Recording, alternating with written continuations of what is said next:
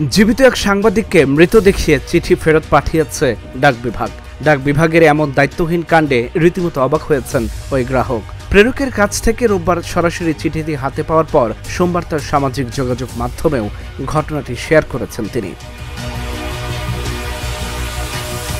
প্রাপক সাংবাদিকের নাম গোলাম মোস্তফা মন্টু। তিনি চাঁপাইনবাবগঞ্জ প্রেস ক্লাবের সভাপতি। এই ঘটনাটি গত এপ্রিল মাসের। ওই সময় অসুস্থ হয়ে রাজশাহী মেডিকেল কলেজ হাসপাতালে চিকিৎসাধীন ছিলেন মোস্তফা মন্টু। তখন আয়কর বিভাগের আইনজীবী FKM লুৎফর রহমান তার কাছে একটি চিঠি পাঠান। ঠিকানার সঙ্গে তার মোবাইল নম্বরও দেয়া ছিল ওই চিঠির খামে, কিন্তু ডাক বিভাগের কেউই তার সাথে যোগাযোগ না করেই চিঠিটি ফেরত পাঠায়। চিঠির খামের উপর লাল কালিতে লেখা ছিল, প্রাপক মৃত্যুবরণ করায় ফেরত। রোববার ওই আইনজীবীর সঙ্গে দেখা হলে চিঠি ফেরতের বিষয়টি জানান মন্টু। ফেরত যাওয়া চিঠিটি দেখে তিনি রীতিমতো হতবাক হন। সেই চিঠিটা মোতাবেক এই চিঠি আমার কাছে ফেরত দেয় এবং এভাবে পিছন দিকে লেখা আছে যে প্রাপক মৃত্যুবরণ করায় চিঠি ফেরত, লাল কালিতে লেখা আছে এবং সই করা আছে।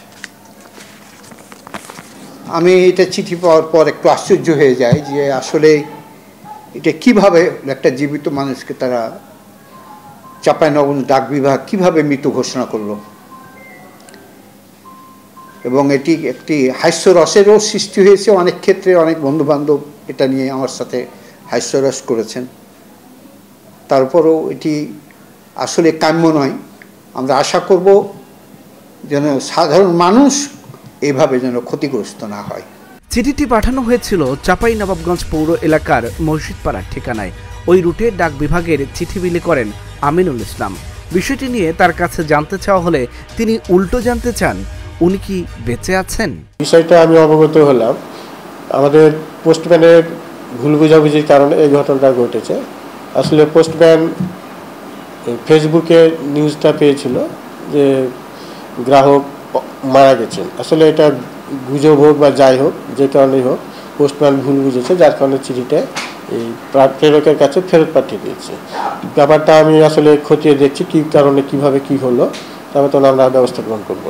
পোস্ট অফিসের এমন দায়িত্বকাণ্ডহীন কাজে হতাশা প্রকাশ করেছেন স্থানীয় গণমাধ্যম কর্মী সহ সাধারণ মানুষ।